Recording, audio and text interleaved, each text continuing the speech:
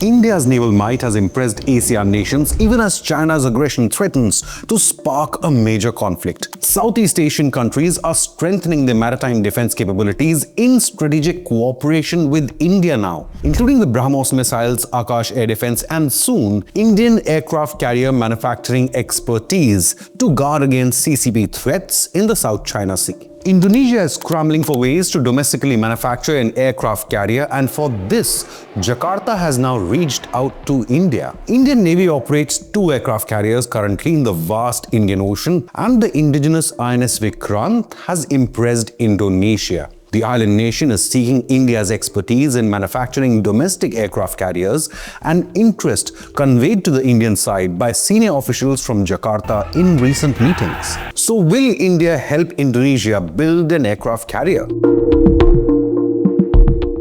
The talks gathered pace after Indonesian President Prabowo Subianto's visit to New Delhi for Republic Day celebrations as the chief guest. Now, details of the official request have not been fully revealed yet, but one thing is certain: the move positions India as a leading player in aircraft carrier construction.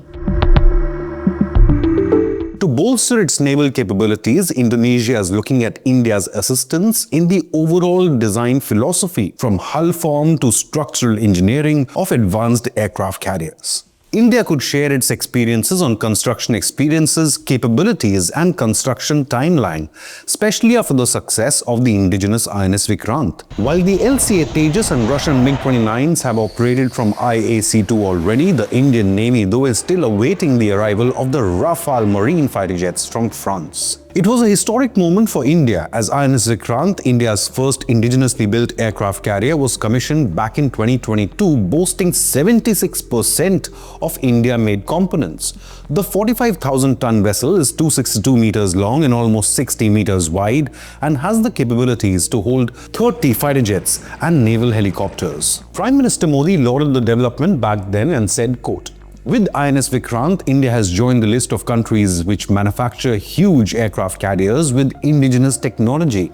It has filled the country with a new confidence," unquote. Its flight deck is nearly 12,500 square meters, almost as big as 2.5 hockey fields, capable of operating 12 fighter planes and 6 helicopters simultaneously. Its expansive air wing can accommodate MiG-29K fighter jets, Kamov 31 helicopters, MH-60R anti-submarine choppers, and indigenously manufactured advanced light helicopters or ALH along with the LCA Tejas. The carrier, which is now fully operational under the Western Command, boasts of state-of-the-art automation features and houses around 2,200 compartments designed to accommodate a crew of about 1,600 people. The technical features of the aircraft, like propulsion, combat management, aircraft launch and recovery operations, reflect India's proficiency in constructing large, complex warships, a big factor behind Indonesia's interest. Specific India-made tech such as gas turbo engines and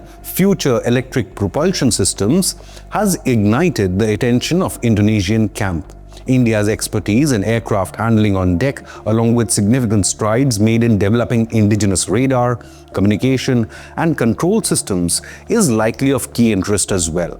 But to complement the ISA-2, France has also offered and proposed to co-develop a 76,000-ton nuclear-powered supercarrier for the Indian Navy. But Indonesia's urgency behind seeking India's assistance comes as the Chinese Navy is flexing its muscles in the West Philippine Sea and has already revealed plans for a 4th aircraft carrier, which will be nuclear-powered, designated as Type 004. Recent satellite imagery shows the prototype of the ship will have nuclear propulsion and be comparable in size to America's biggest supercarriers. Now, American analysts suggest that this indicates a new ship design that has not been seen in Chinese warships so far, posing another security threat not only to Indonesia but also India. Now, the Southeast Asian nation is also eyeing a potential acquisition of the BrahMos supersonic missile system from India. Both sides have agreed to begin negotiations on the BrahMos, with the Indonesian team expected to visit India soon to further the talks. Indonesia is expected to acquire the land-based version of the BrahMos to protect its exclusive economic zone from Chinese incursions. Indonesia is expected to become the second country after the Philippines to purchase the Indian BrahMos missiles. Experts are calling the potential contract a game-changer for the ties between the two Asian countries. But Jakarta seeks low-cost but high-impact military equipment from India to maintain strategic deterrence against China. Now, firstly, Indonesia is desperate to guard its vast maritime boundary. Jakarta's strategy to reduce reliance on Western weapon systems has also forced it to consider India as a large basket for world-class defense equipment. Indonesia is one of the nations which has often complained of a growing number of Chinese incursions into its exclusive economic zone. China's imaginary 9-dash line claim in the South China Sea overlaps a significant portion of Indonesia's exclusive economic zone, especially near the Natuna Islands, an area that contains some of the nation's most abundant fisheries and largest offshore natural gas reserves. Several times last year, the Indonesian Maritime Agency claimed it drove away Chinese Coast Guard vessels, interrupting a seismic data survey and further fueling tensions between the two countries. It seems China's aggression and salami-slicing tactics in the South China Sea are backfiring as more countries turn towards India now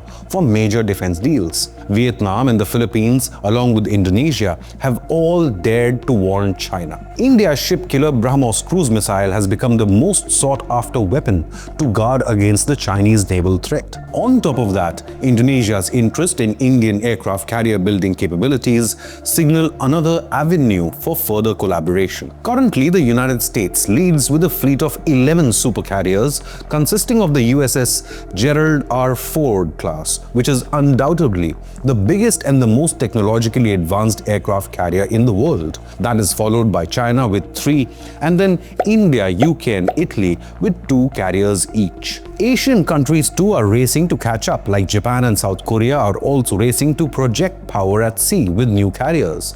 The Japanese have converted the helicopter carrier JS Izumo into an aircraft carrier capable of flying the F-35. It is also converting another helicopter carrier, JS Kaga. South Korea has a plan to launch a carrier by 2030, marking a significant stride in its own naval development efforts. Given such collaborations, the question remains, can India emerge as a top 10 global defense exporting nation? Let's quickly take a look at some other defense headlines. India's homegrown Zorawar-like tank is in its final trial phase. Developed by the DRDO and Larsen & Toubro, this 25-ton powerhouse is proving its mettle in Ladakh's extreme heights, over 4,200 meters. Armed with a 105mm main gun and anti-tank guided missiles, Zorawar is built for agility in high-altitude warfare, especially along the LAC border with China.